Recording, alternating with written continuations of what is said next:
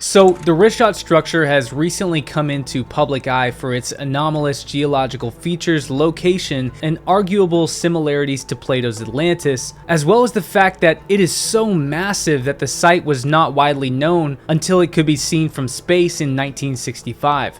Before that, it had only briefly been described in a scientific study as potentially a crater or volcanic formation by scientist Richard Mullard. Recently though, comparisons are being made between the Richat Structure and the fabled city of Atlantis described by Plato in his writings of the Timaeus in 360 BC, where he described the visit of his predecessor Solon visiting the temple of Nefru in Sais, Egypt around 600 BC, and then learning of an even more ancient, powerful empire that once existed about 9,000 years prior. In part, the way the city is described in Plato's account bears some striking resemblances to the Richat Structure.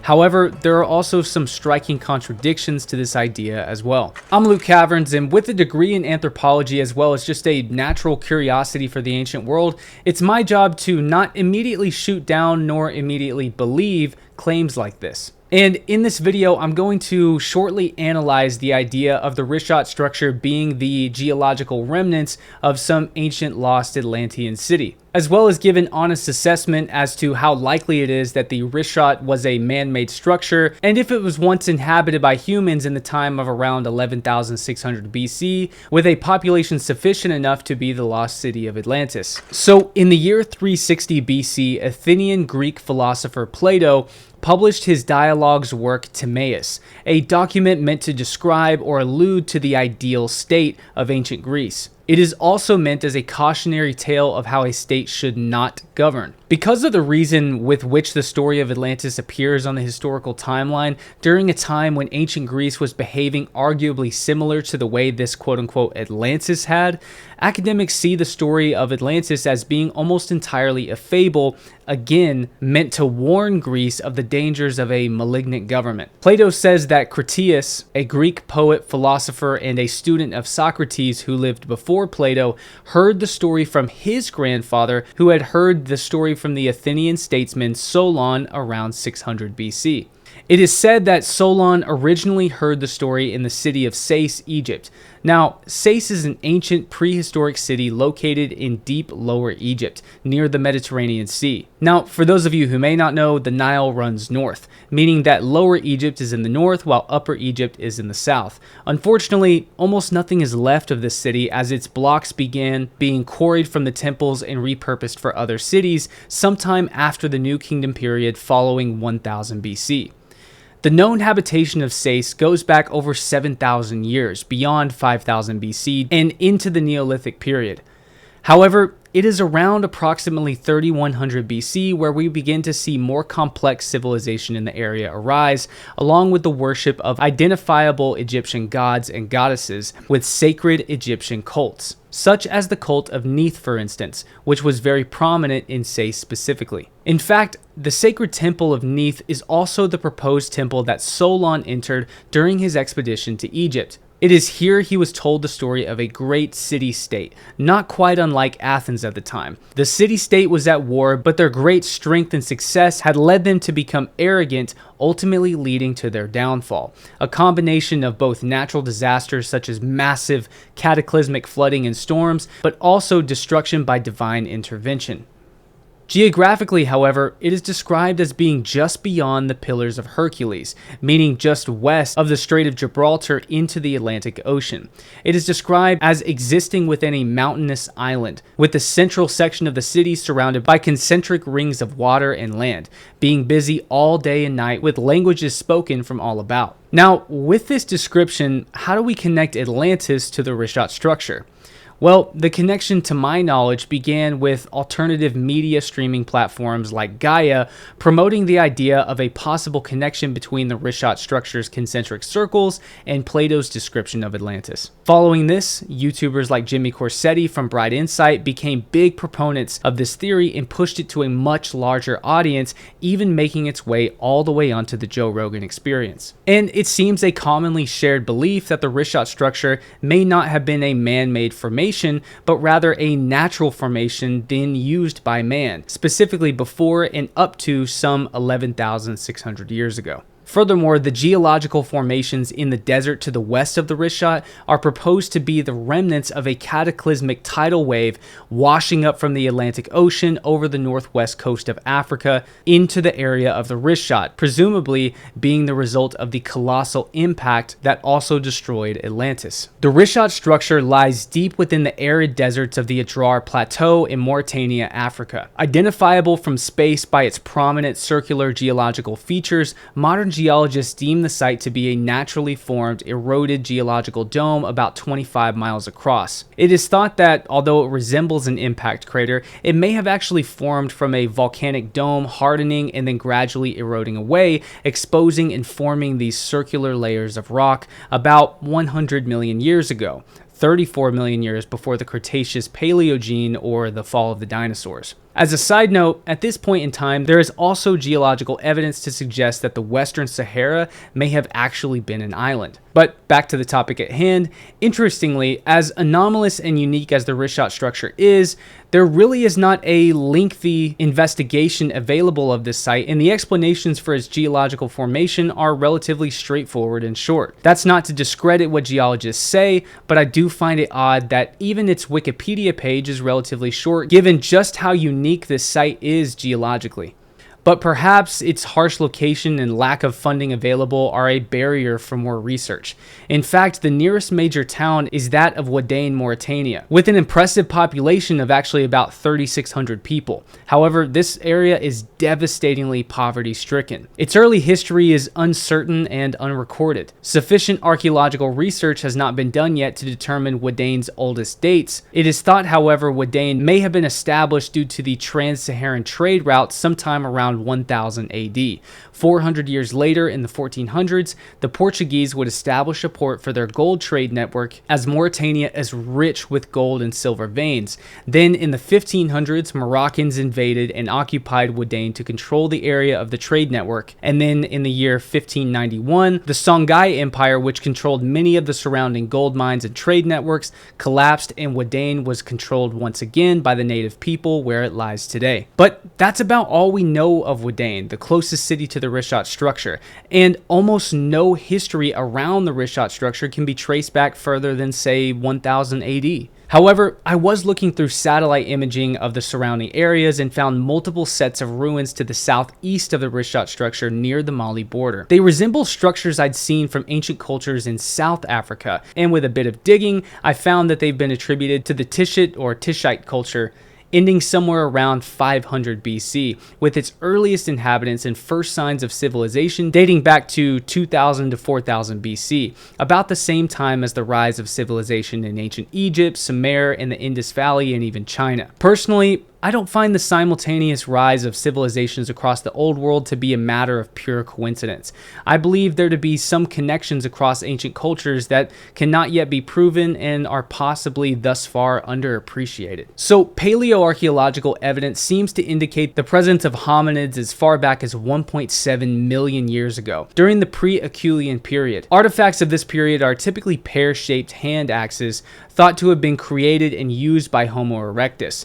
But there is very scant evidence of more recent yet still ancient habitation. Homo erectus are the oldest known early hominids to have possessed the upright modern anatomical structure and similar proportions that we share today. Elongated legs, shorter arms, and similar size of torso, with the same ability to walk or run upright in considerable distances.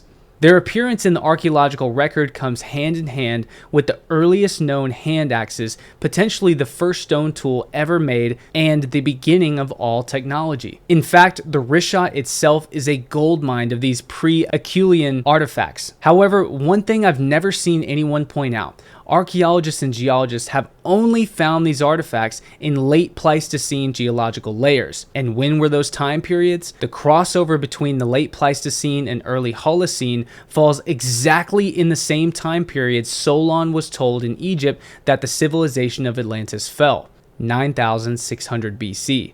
The geological surface layer of the Richat structure in 9600 BC is exactly the layer in which these supposedly pre-Acheulean artifacts were discovered. Now, there can be geological explanations for this, of course, such as the artifact being geologically redeposited. Furthermore, fine-grained, sandy deposits from the Richat also contain well-preserved freshwater fossils. Numerous radiocarbon dates indicate that these fossils date back from 13,000 to 6,000 BC, during the African Human period, a time in which we call the Green Sahara, when there was a dense population of humans and animals, many freshwater rivers and lakes across the Sahara Desert.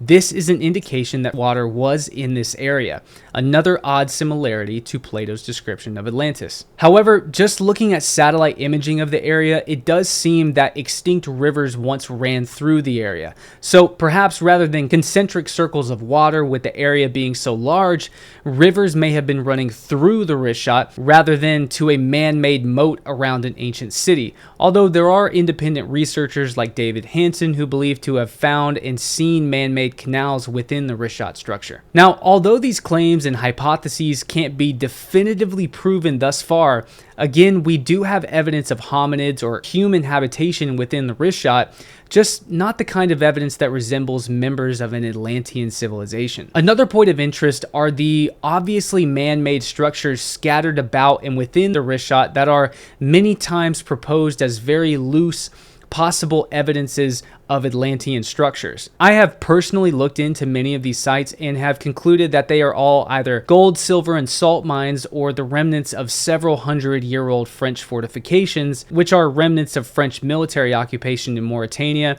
around the turn of the 20th century, just over 120 years ago. So as a final thought and as a side note, there's a fairly compelling piece of evidence sometimes used by independent researchers like Jimmy Corsetti of an ancient Nubian egg shown depicting the pyramids, the Nile River, and a set of concentric circles to go along with it. So the egg was excavated from a 7,000-year-old Nubian grave site in 1909. Now, 7,000 years ago would be roughly 5,000 BC, more than 2,000 years prior to the supposed construction date of any pyramids. Egyptologists shrug the depiction of these pyramids here off as being prehistoric depictions of mountains, essentially chalking this all up to be coincidence. Furthermore, there really isn't much further explanation as to what the oddly Nile River and Atlantean-looking illustrations are other than artistic expressions of mountains and nothing much more than that. I'm not so instantly sure of what this artifact is. My instant instinct is not to say that this is irrefutable proof that the pyramids of Egypt were standing some 7,000 years ago, but I'm also not at all inclined to say that this illustration just happens to look like three great pyramids sitting next to the Nile River and it's just a coincidence. I do wonder though, if perhaps pyramid building goes back much further than we realize, perhaps pyramids were being built during this time around 5000 BC during the Naqada culture, and this egg is the only remaining artifact telling us this exactly. Perhaps these pyramids once existed and were destroyed by foreign tribes or later deconstructed for the blocks to be used in other building projects, as has happened over and over again in cities built along the Nile. Okay, so I'm getting carried away here. So was the Richat structure actually the lost city of Atlantis, or was it man-made?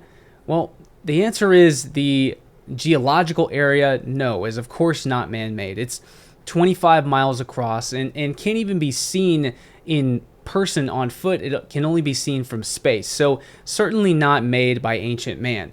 However, did an ancient civilization that is sufficient enough to be the size of Atlantis, according to Plato's description, once inhabit the area? Probably not. Unfortunately, we just don't have the archaeological evidence in the correct layers to support this idea.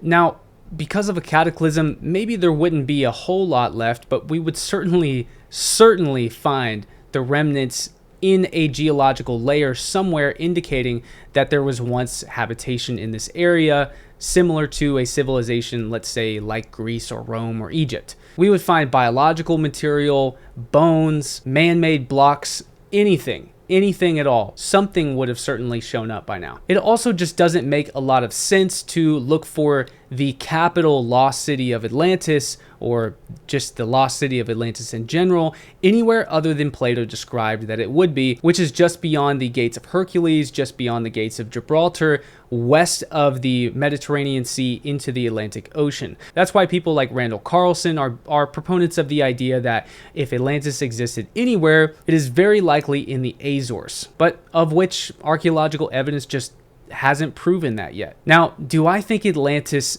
ever existed? Sure. I find it very likely that there was once a city, if it ever is discovered, that we could look at and say, this is definitely the Atlantis that the priests in Sais were telling Solon about. What do I imagine it being similar to? Maybe the lost city of Troy. Perhaps the legends around the city just get bigger and bigger and bigger, and the people and the knowledge around the city gets greater and greater. We see the exact same thing in a very similar Atlantean story of the Toltecs in Mesoamerica. The Toltecs existed, we think, just after the fall of Teotihuacan, which is a even more enigmatic civilization, constructed massive cities, and we don't even know the actual name of the people of the civilization, but the Toltecs existed shortly after this, and they were known among the Aztecs to be incredibly wise, very Atlantean people. I mean, heck, even at the top of their Great Pyramid, they have the Atlantean statues. And this civilization fell, and the Aztecs pushed the legend of their greatness essentially to the heavens. So yes, I think Atlantis did exist. I think it still hasn't been found, but I just don't think that it existed at the Richat Structure. Not in 11,600 BC at least. So anyways, I'm Luke Caverns. Please let me know if you guys like this video, if you'd like to see more. The only thing that I ask that you do to help out my channel is just like and subscribe. Maybe turn on the notification bell to be notified when I release videos in the future. I'm working on a podcast right now, and I really hope to see you guys over there. And if you guys would like to see some ancient ruins with me, I'll be traveling with my good friend Anyextee to the Yucatan in March 2024 from March 17th to the 23rd. We'll be seeing ancient Maya sites like Uxmal, Chichen Itza, Ekbalam, Labna, Skitsmook, and several other sites. Anyways, I'm Luke Caverns. I'll catch you next time.